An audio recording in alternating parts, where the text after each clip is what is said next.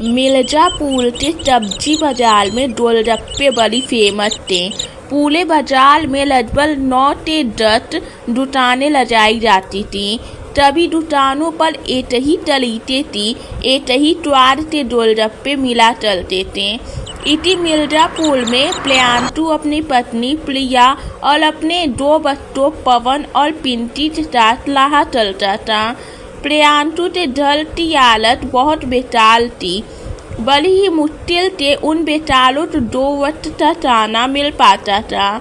ऐसे ही एक दिन प्रियांशु अपने परिवार को बाजार घुमा रहा होता है, तभी पवन बोलता है, पापा आज हमें गोलगप्पे खिला दो, बहुत मन चल रहा है। हे भगवान, मेरे जेब में तो बस 10 रुपए हैं, इतने में तो मेरे बच्चे केवल गोलगप्पे का स्वाद ही ले पाएंगे। पापा क्या हुआ, बोलो ना, खिला दो ना गोलगप्पे। पापा पापा। हाँ बेटा, चलो अभी खिलाता हूँ। इतना कहकर प्रियांशु अपने बच्चों और प्रिया को गोलगप्पे वाले के पास लेकर जाता है, जहां पवन और पिंकी 10 रुपए के गोलगप्पे चाहते हैं और स्वाद लेते हुए बोलते हैं, अरे वाह, मजा ही आ गया, कितने स्वादिष्ट गोलगप्पे थे। 2 ही मिले, पर कोई बात नहीं, कम से कम पता तो चला कि स्वाद कैसा होता है। हाँ पिंकी, तू सही कह रही है, बहुत ही मजा आया गोलगप्पे चाटल। गोलगप्पे चाटल वे लोग घर आ जाते हैं और आराम चलने लगते हैं। वक्त गुजरता जाता है और सब्जी बाजार के गोलगप्पे चाटल अब पवन और पिंकी को गोलगप्पे खाने की आदत लग गई थी, जिस वजह से वे प्रिया के गोलगप्पे खाने और बनाने की जिद करने लगते हैं। ऐसे ही एक लाख बच्चों को सुलाने के बाद प्रिया प्रियांशु के बात चल रही होती है, तभी वे बोलती है, सुनिए जी, बच्चे गोलगप्पे खाने की जिद कर रहे हैं। अब हमारे पास इतने पैसे तो है नहीं कि रोज रोज बच्चों को बाजार ले जाकर गोलगप्पे खिला कर आए। अब आप एक काम कीजिए, आप घर पर ही सामान लाकर दे दीजिए गोलगप्पे बनाने का, पानी मैं अपने आप बना लूंगी। ठीक है प्रिया, जैसा तुम चाहो, मैं कल तुम्हें थोड़ा बहुत सामान ला दूंगा, तुम बना लेना दोनों बच्चों के लिए गोलगप्पे।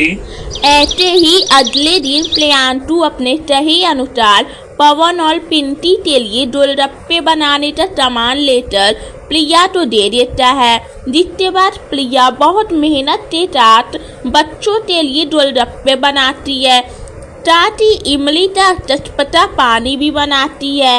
इसके बाद वे पवन और पिंकी को आवाज लगाती है और बोलती है, बेटा देखो, तुम दोनों गोलगप्पे खाने की जिद कर रहे थे ना, इसलिए तुम्हारी माँ ने तुम दोनों के लिए इमली वाले गोलगप्पे बनाए हैं। जरा चाचल तो बताओ। सच में माँ, इमली वाले गोलगप्पे? ये सुनकर तो मुंह में पानी आ रहा है, मुझसे लूटा ही नहीं जा रहा है, जल्दी से दे दो। हाँ बेटा, चलो। इतना कहकर प्रिया जल्दी से अपने बच्चों को इमली वाले गोलगप्पे दे देती है।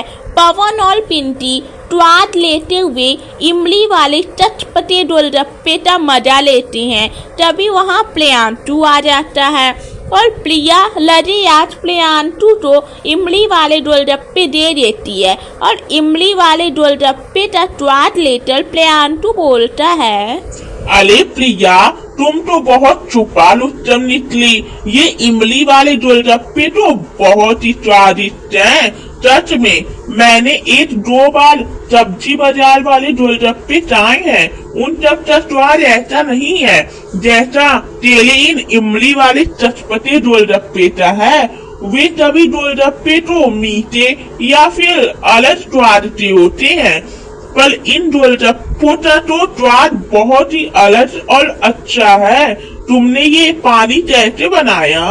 जी बहुत आसान था, मैंने जल में पली हुई इमली से ये पानी बनाया है। इस पानी को पीने से किसी भी प्रकार का नुकसान नहीं होगा और इसमें झल से बने हुए मसाले डाले हैं। इस पानी को पीने से किसी का नुकसान भी नहीं होगा और पेट भी साफ हो जाएगा, साथ ही गोलगप्पे का मजा भी मिल जाएगा। अरे वाह प्रिया, ये हुई ना मजे की बात। सच में इमली वाले गोलगप्पे की तो बात ही टुटोल है, बहुत ही अच्छा है। मेरे पास कुछ पैसे होते कि तुम्हारा एक इमली वाले गोलगप्पे का ठेला लगा देता, फिर तो ये सब्जी बाजार के और गोलगप्पे की तो कमाई बंद हो जानी थी। पार्क में बैठे हुए पवन और पिंकी अपने पापा की सारी बात सुनने के बाद तो सोचने लगते हैं। जिसके बाद पवन अपने दोस्त नील से ढल जाता है और उसके पापा लल्लन को सारी बात बताता है। जिसके बाद लल्लन पवन से कहता है, अरे बेटा, मेरा एक पुराना ठेला चला हुआ है, उसका थोड़ा मरम्मत चलवाना है, वे तुम्हारे माँ के काम आ जाएगी। बेटा, मुझे बहुत अच्छा लगा कि तुम दोनों भाई बहन अपनी माँ के बारे में इतना सोच रहे हो। भगवान चले तुम्हारी माँ की इमली वाले गोलगप्पे का बहुत नाम हो। लल्लन का धन्यवाद चलते पवन उसके ढल के पुराना ठेला लेकर आ जाता है। जिसके बाद पवन और पिंकी मिलकर उस ठेले को ठीक कर देते हैं और उसे एकदम नया बना देते हैं। फिर पवन और पिंकी ठेला लेकर प्रिया के पास जाते हैं। अरे बेटा, ये कितना ठेला ले आई हो? और बेटा, इस ठेले के बड़ा तुम दोनों कौन सा खेल खेल रहे हो? माँ, ये ठेला हम खेलने के लिए नहीं लाए, बल्कि हम आपके लिए लाए हैं। अब आप सब्जी बाजार में इमली के गोलगप्पे का ठेला लगाओगे। देखना, आपके हाथ से इमली वाले गोलगप्पे ना सबको बहुत पसंद आएंगे, क्योंकि उनका स्वाद बहुत बहुत अच्छा है। अरे बेटा, ये तुम कैसी बातें चल रही हो? तुम दोनों भी ना इस बचपने में क्या क्या चल रही हो? बेटा, ये सब मैं नहीं चलूंगी। प्रिया इतना बोल ही रही होती है, तभी वहाँ प्रियांशु आ जाता है और बोलता है, अरे सही तो कह रही है पवन और पिंकी, तुम जरूर लगा सकती हो इमली के गोलगप्पे का ठेला। सही बोल रहे हैं बच्चे, तुम्हारे हाथ में बहुत ही ज्यादा स्वाद है। तुम्हारे आटो से बने इमली के गोलगप्पे बहुत ही अच्छे हैं। अगर तुम लोगों तक अपने इमली के गोलगप्पे का स्वाद पहुँचा दोगी तो हर कोई तुम्हारे इमली के गोलगप्पे का स्वाद भूल नहीं पाएगा। अपने बच्चों और पति के बोलने के बाद प्रिया सब्जी बाजार में दलीव इमली के गोलगप्पे नाम के ठेला लगाना शुरू कर देती है।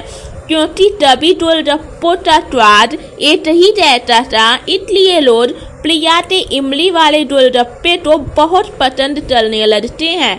प्रिया न केवल सब्जी बाजार में बल्कि हर जगह इमली के गोलगप्पे लगाने लगती है।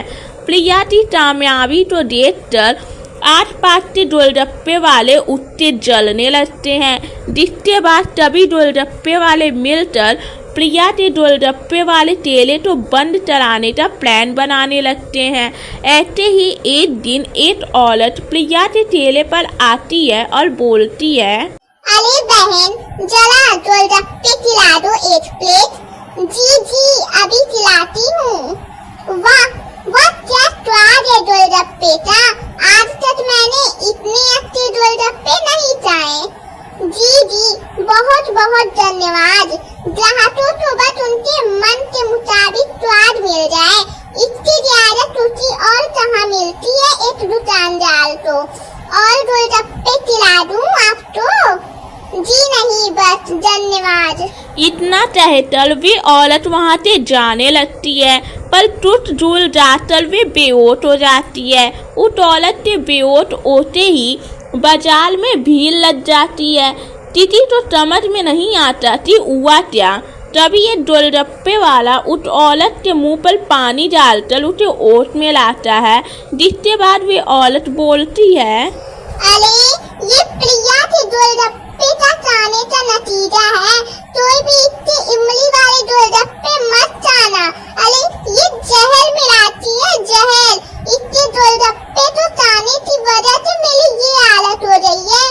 अरे मैं तो मर जाऊंगी, मेरे सिर और पेट में बहुत दर्द हो रहा है, कोई बचाओ, मैं मर जाऊंगी। आस-पास के लोग उसे हॉस्पिटल में भर्ती करवाते हैं। जितने बार प्रिया के जलेब इमली गोलगप्पे वाली का नाम बदनाम हो जाता है, सारी घटना के बाद प्रिया के गोलगप्पे का ठेला एकदम बंद हो जाता है। अब कोई भी उससे इमली के गोलगप्पे नहीं खाता।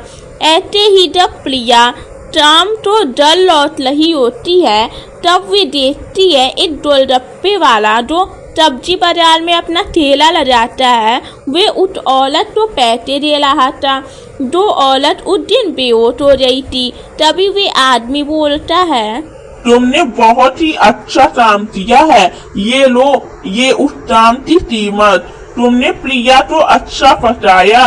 अब गोलगप्पे वालों का काम फिर से चलने लगा है। अब प्रिया के गोलगप्पे तो कोई नहीं पूछता और हम सबकी दुकानदारी वापस से चलने लगी है। हम उसका ठेला भी बाजार से हटवा देंगे। उसके बाद हम सब चला जोर सब्जी बाजार के ऊपर। प्रिया तो तब समझ में आ जाता है कि जो हुआ वे तब एक प्लान था। उसके बाद प्रिया उस औरत का पीछा चलती है और उससे सारा सच बताती है। साथ ही उसे पुलिस के पकड़वाने की धमकी भी देती है। पुलिस का नाम सुनकर औरत डर जाती है और पुलिस को सारा सच बता देती है। जिसके बाद पुलिस वाला उस गोलगप्पे वाले को जेल में बंद कर देता है। जिसके बाद सच्चाई सबके सामने आ जाती है और एक बार फिर से प्रिया का जलेब इमली गोलगप्पे वाली का ठेला चलने लगता है और हर कोई चटपटे गोलगप्पे का मजा लेने लगता है।